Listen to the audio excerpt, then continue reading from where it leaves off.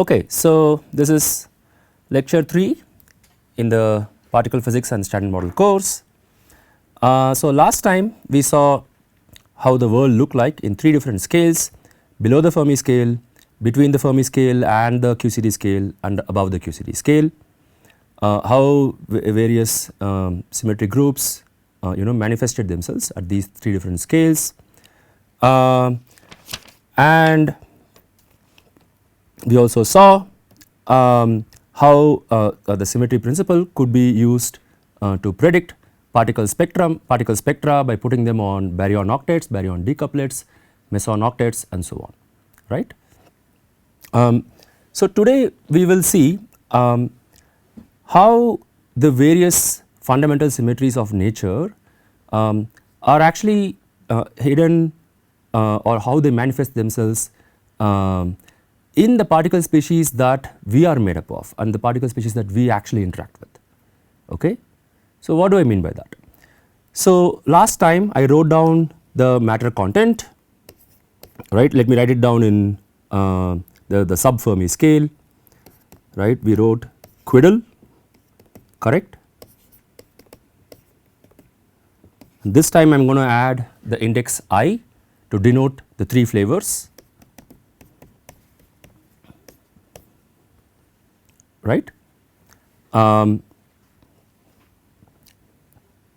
Okay. So that it seemed like there were at least sub Fermi scales there were like 15 different species of matter fields, which only became larger once you broke electroweak symmetry, right. And then beyond the QCD scale there are even more particles, right.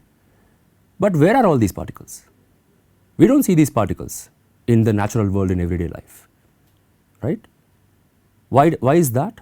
Why do we have to go to the laboratory to see most of these particles? Why do we have to produce them in colliders, for instance? Yeah, exactly. Not all of them are stable, exactly, right. So most of these particles decay away very quickly, right. They are at the right energy state, they would like to go to a smaller energy state, and if the quantum numbers are right for their daughter particles, they will go to the smaller energy state, right. That is exactly how quantum mechanics works. There is a probability associated with it and hence a rate associated with it, right. So most particles, let me write that down, most species decay away with a lifetime at most a microsecond, often femtoseconds, picoseconds, and so on, right. In that case, when you look around the natural world, right, that we inhabit, there are very few particle species that are left around that are actually stable or at least look like they are stable, right. Can you name some of these? Like in this room, what is a stable particle? Yeah, from the list that we talked about, yeah, atoms, sure, yeah, good, let us write it down, okay. So we said electron, that is one, very good. Proton, are there free protons in this room? Probably not. There might be some coming in through cosmic rays actually, but that is not what we are thinking of all the time. Protons locked up in nuclei, good, very good. So anything else? Photons, exactly. So we use the word see in the natural world, so no, we need to see with something, and the agent is obviously photons. I did not write down neutrons right away for a reason, right. Why is that actually? If you isolated a neutron from its parent nucleus, yeah, it would decay, very good, right. So sure, let me write neutrons as long as they are inside nuclei. We'll talk about this in a bit. Nuclear, let me just put nuclear neutrons. Okay, anything else? Neutrinos, good. Okay, but okay, good, good. From where though? So now we know that there are neutrinos, now that we have detected them in the past century and so on. Okay, we will see. Okay, let's write down the menu of stable particles. Okay, but how about antiparticles? So I deliberately wrote E minus. Are there positrons in this room?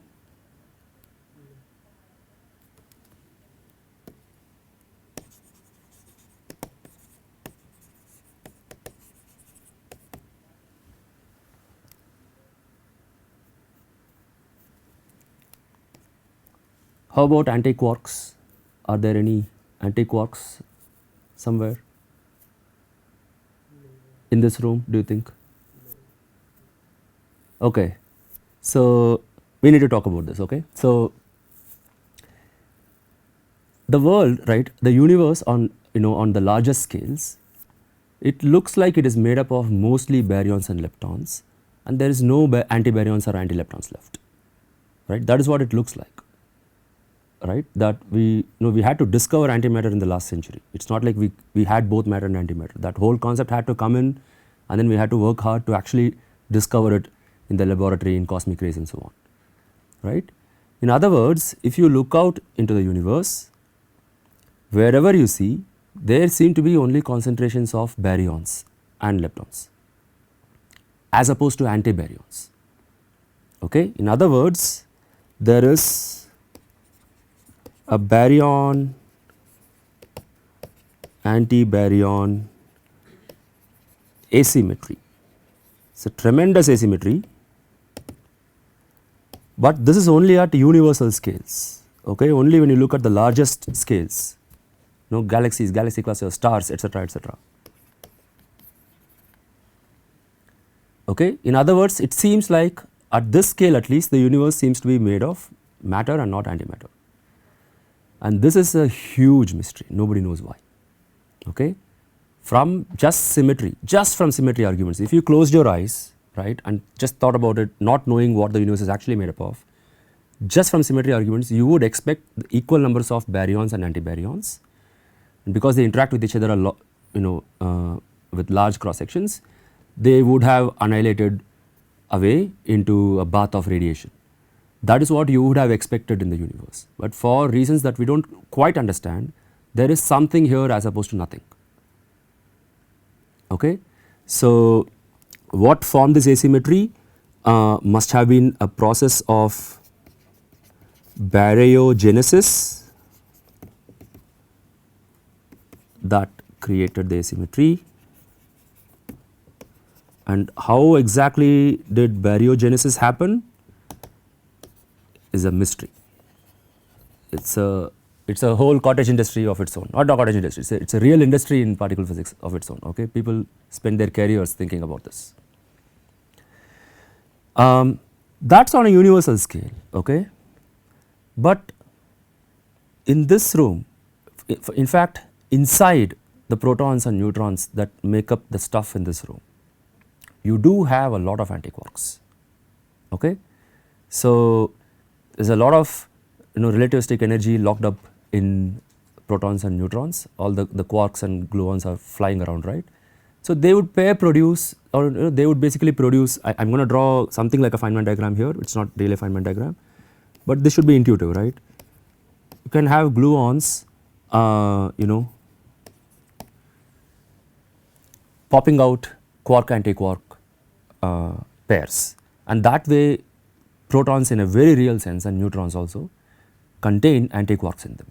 You can actually measure the content of this antiquark C. Okay? So these constitute what are called C quarks, this and some heavy flavor quarks and so on. Okay? In that real sense, yes, there is a lot of antimatter right within us actually. Okay? We just do not think of it that way, but it is there. These are measurable effects. What about positrons?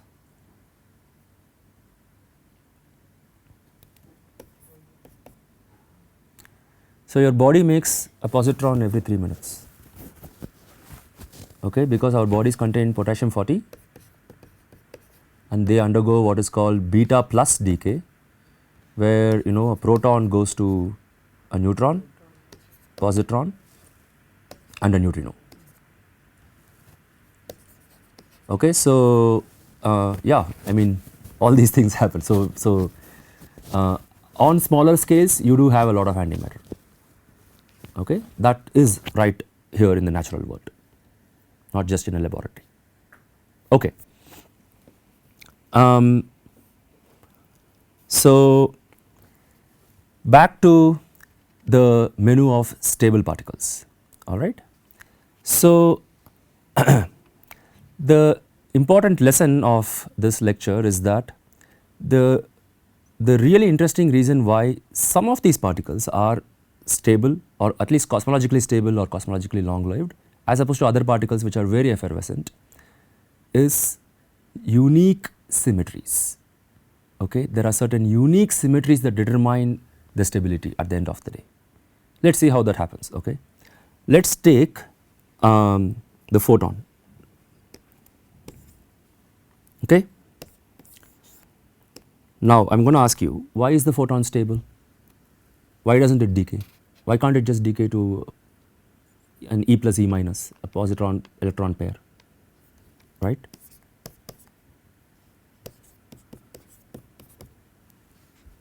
What is preventing this from happening?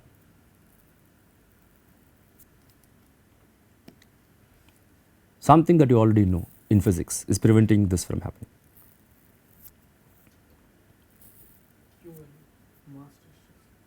It is what, sorry? Mass restriction. I do not know what that means exactly. The initial mass has to heavy, then final mass. Okay. Yeah, this is, yeah. So the going from heavy to light and light to heavy, right? That is actually a slightly subtle thing. That's we'll touch on that also. That's a different thing. Why it should heavy mothers decay to lighter daughters?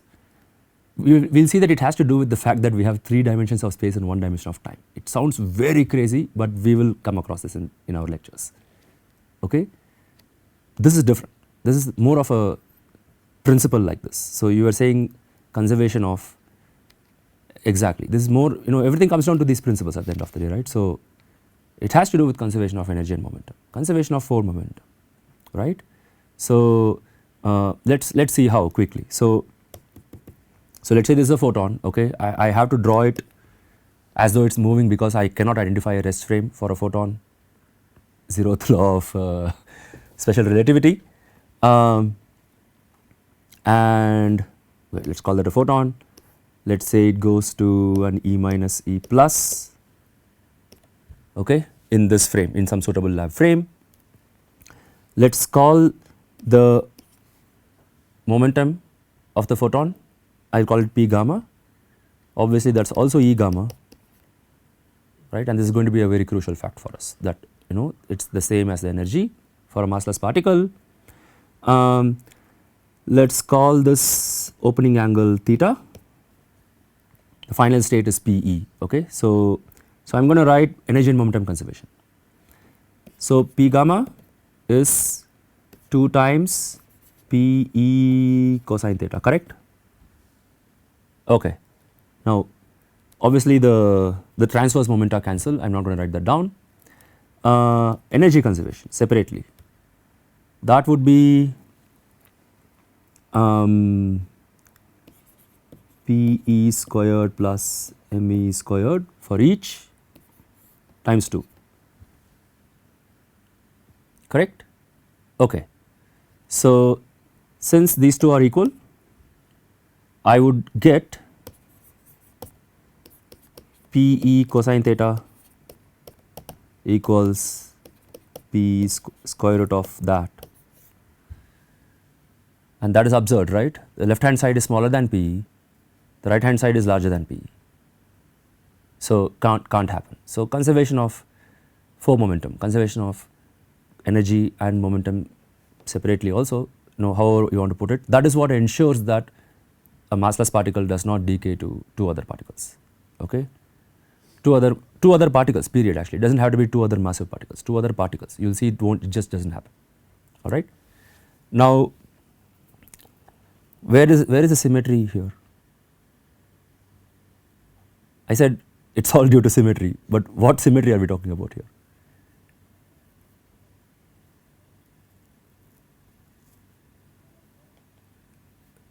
Where did energy and momentum conservation come from? Time translation. Exactly. Translation. Exactly. So the symmetry is, I'll just write it as, space-time translation. Systems or theories where you have these are the systems where you will have massless particles not decaying to spontaneously decaying away. Okay, so good, and these are the systems that we deal with anyway. Okay, by and large. All right. So what about the electron next? We talked about the electron, right? Why is the electron stable? Why can't it just decay to something else? Why can't it decay to, like 2 photons? Charge conservation. Good, exactly. Said differently, the electron is the lightest species charged under electromagnetism. I wrote it this way to explicitly show the symmetry here. The symmetry is that electron fields are when you transform them under this phase rotation characterized by this U1 symmetry group, which is a local group, then under that the theory of electrons, which turns out to be quantum electrodynamics and so on, is invariant, right? And since this is the lightest species and hence charge is conserved, the Noether charge here is the electric charge, and since this is the lightest species under that, there is nothing else with a charge that it can go into. Okay, that is what preserves the electron. Now, we talked about neutrinos, so I am going to write it down. Okay, and in particular I am going to write down the lightest neutrino. There are 3 neutrinos. In the mass eigenstates, they are called nu1, nu2 and nu3. 1 is the subscript people usually assign for the lightest species. So, the lightest of the 3 neutrinos. It is also absolutely stable as far as we know. In the Standard model at least, it is absolutely stable. Can you guess why? I think same reason. It's also lightest and it also has to conserve lepton number. Good. That is the usual answer I get. Okay. Suppose I told you that we will see it in the course, but lepton number is not really a great quantum number. Okay. Lepton number is sort of a fabrication. But suppose I tell you there is no such thing called lepton number. This still holds true. There is something even more fundamental going on here. If you want, we can go back to look at the menu of particles that we wrote down here. Yeah, over here or maybe here.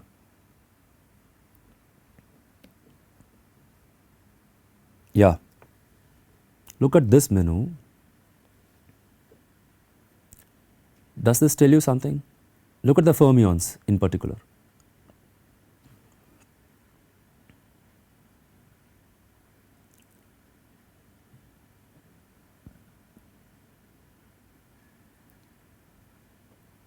See, the neutrino is a fermion, right? This neutrino 1 is the lightest fermion that we have written down, correct? Now, here is the important part. A fermion has to decay to at least one other fermion. It cannot decay to just bosons. Why? What is conserved? What has to be conserved for this statement to be true? Momentum. It can be at rest, but Not did you say 4 momentum? No, no, no, no. That has nothing to do with fermions or bosons, right? What is a fermion? See, we didn't talk about that either. So, fermions are objects that have half integer spins. Bosons are objects that have integer spins. This is a very, very non-trivial statement. We take this for granted. Again, this is the course where you will see that this statement, fermions are actually something else in Pauli's view, right, in Pauli's exclusion principle. But this mapping between fermions and spins is called the spin statistics theorem. We will get into it later, but you do know this, that the fermions are half integer spins and bosons have full integer spins. So, I cannot have a fermion, if I want to conserve the spin angular quantum number, right, that is what I want to write down. So, spin angular momentum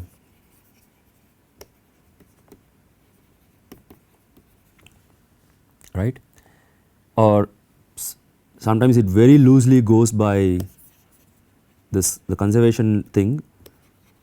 I do not like this word,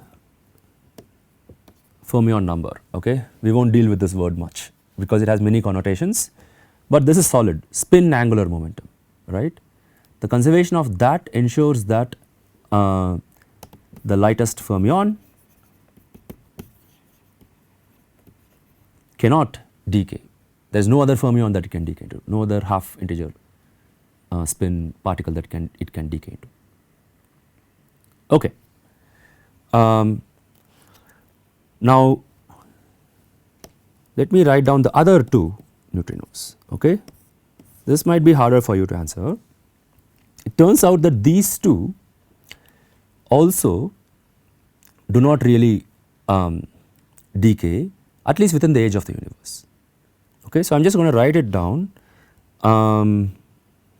Their lifetime,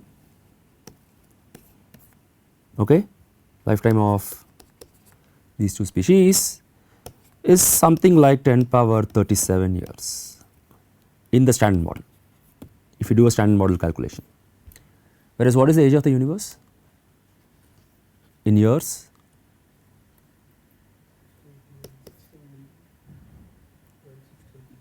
13. So, I am just going to write, in this course we are going to deal with orders of magnitude. So, I am just going to write the age of the universe is 10 power 10 years, right. So, this is like what, 27 orders of magnitude larger. So, for all practical purposes it is stable, it is cosmologically stable, right. Now, that is because we will no, we are kind of jumping ahead of the gun here, but that is because this decay is suppressed by the weak scale, okay,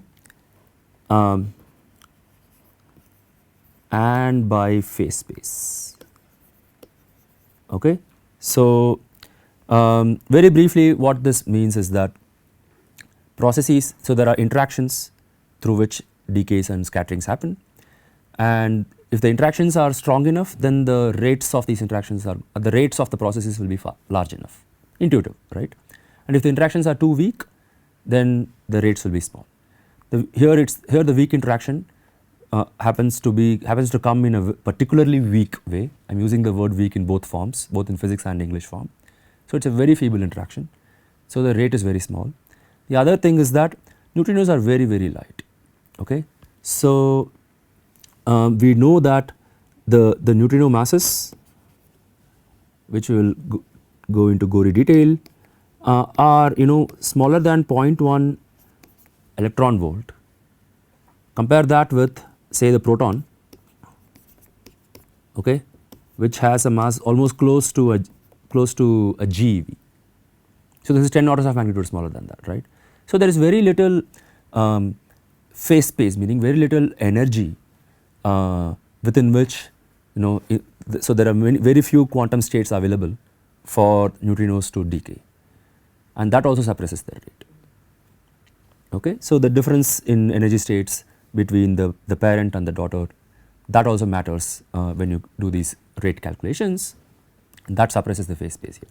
That is what makes these two other species long lived. They are not actually mathematically stable, but they are long lived enough that they look like they are stable. Okay. And there are efforts ongoing to detect the three species of neutrinos left over from the Big Bang. Okay. These are called relic neutrinos. So, these have been around for the age of the universe, and there are efforts ongoing to look for these cosmic neutrino background. Okay. All right, what about the proton?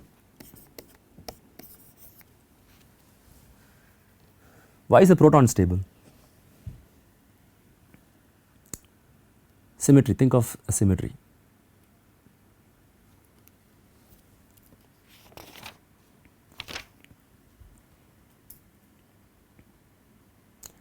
So, when I say proton, what are some properties that come to your mind?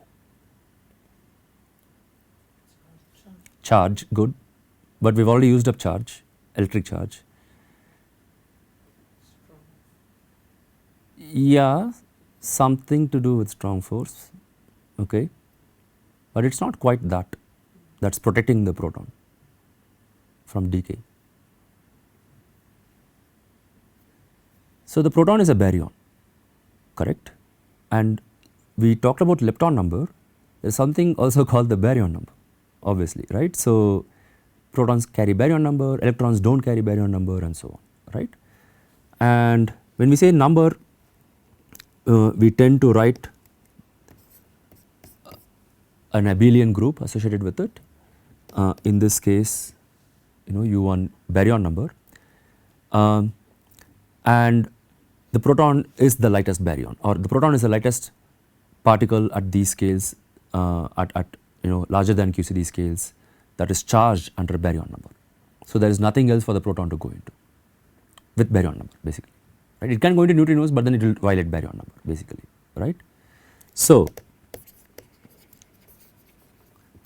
baryon number protects it, but not quite.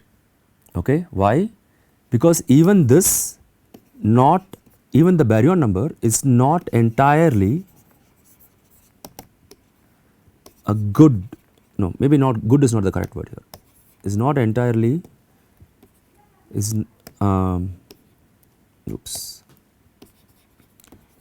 an exact symmetry in the standard model. Okay, it is an approximate symmetry, and this is not, this is not the class where I have the scope to tell you what I mean by approximate symmetry, but this we will encounter. Some symmetries are exact, some are approximate. We know this from real life, right. So, an ellipse with a very small eccentricity is an approximate circle, that something like that. So, baryon number turns out to be an approximate symmetry in the theory, and for that reason the stability of the proton even in the standard model is not absolute. Okay. Put differently, in the standard model, the lifetime of the proton turns out to be 10 power 173 years. So, compare that with 10 power 10 years where we are today in the timeline. So, so this also gives the proton an apparent stability in the standard model, but that is in the standard model. There are many other theories around that violate baryon number much more strongly. So, it is important to check whether the proton actually has some decay rate or not, that can be measured, right. So, experimentally it has been determined that the lifetime of the proton is larger than about 10 power 33 or 34 years, depending on the experiment, depending on what the proton is assumed to decay into, and so on. Okay, but this limit is also impressively much larger than the age of the universe, right. Good, that is like 10 power 23 to 24 age of the universe. right. So yeah, so matter could be decaying but slow enough that we do not have to worry. Okay. Okay, so back to our neutron. So we mentioned that free neutrons do decay, right. So because it has baryon number but it can always decay to protons, right, and the lifetime of free neutrons measured in the standard model, sorry, calculated in the standard model, agreeing to a good part with measurement, is about 15 minutes, okay, about 900 seconds, 894 seconds actually to be exact, okay.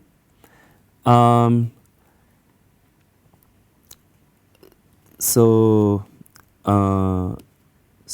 let me just write the actual decay process here. The neutron, which has baryon number 1, can go into a proton which also has baryon number 1. What else does it go into? Electron, good, which has lepton number 1. So I have to conserve lepton number, anti-neutrino, good. Not only have I conserved lepton number, I have also conserved electron number, right. So you know I put an, at the interaction vertex I have put an anti-electron neutrino, or yeah, anti-electron neutrino, exactly, right. Okay. Quick digression. So the agreement between the standard model prediction and the measurement, right, there is an interesting discrepancy actually. There are two ways to measure the neutron lifetime, and these two differ by a lot actually, you know, at least they are statistically significant. There are 4 standard deviations, there are 4 error bars between these two measurements, and that is a very significant discrepancy, and that is one of the things that really, you know, makes me very excited about particle physics, because we've over these decades we've built this amazing framework, the standard model, all these symmetries fit in, we understand so many things, and yet there are these very basic things. We can't even agree on the lifetime of the neutron actually, neutron which we've known for close to a century now, right. So there are always fundamental puzzles, there are always interesting questions that just slip in and we have no idea how to deal with them, and the field is driven exactly by these crises, okay. Now to wrap up, no, I didn't finish my spiel about the neutron. The neutron is still, you know, there are neutrons, there are lots of neutrons in this room. There are probably more neutrons than protons, right. Isotopes generally have more neutrons than protons. So why don't they decay in when they are locked up in nuclei?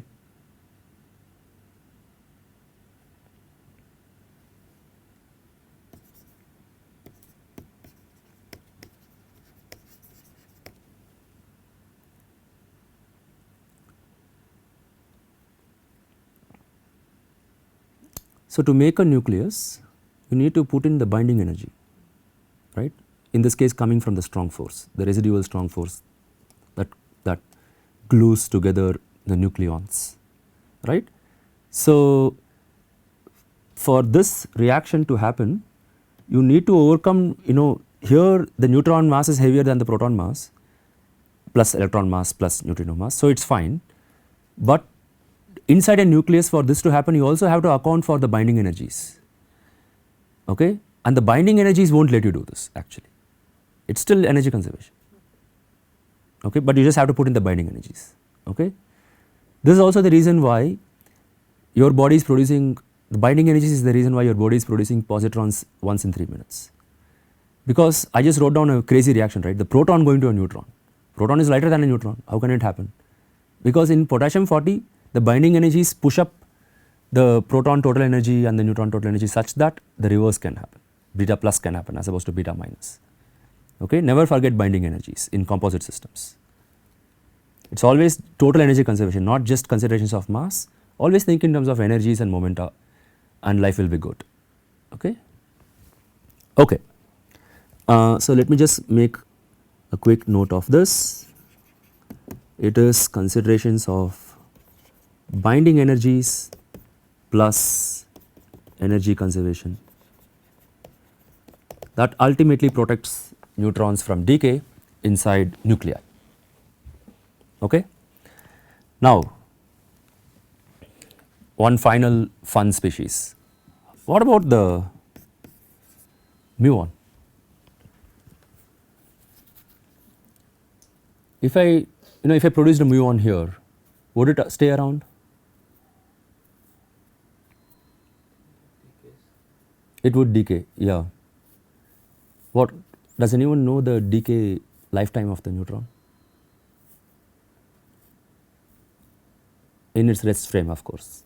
That goes without saying. When we say lifetime, right, we always talk about the rest frame lifetime. Otherwise, the lifetime could be anything, right? We are working in inertial frames. In this course, we will be working almost completely in inertial frames. So I have to specify the frame every time. But when we say lifetime, we usually mean the rest frame. 100 seconds? No, it's not 100 seconds. It's a microsecond. It's convenient to remember. Both have mu in them, right? So the lifetime of the tau is not the tau on here. It's the lifetime. The lifetime of the muon is about a microsecond. Then why did I write it here in this list? Is there any situation? Is there any system where a muon is stable?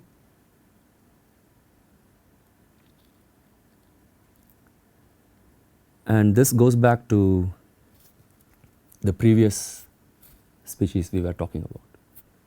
A neutron would decay when free, but it need not when bound. So could you think of a system? Have you heard of neutron stars? You've heard of neutron stars.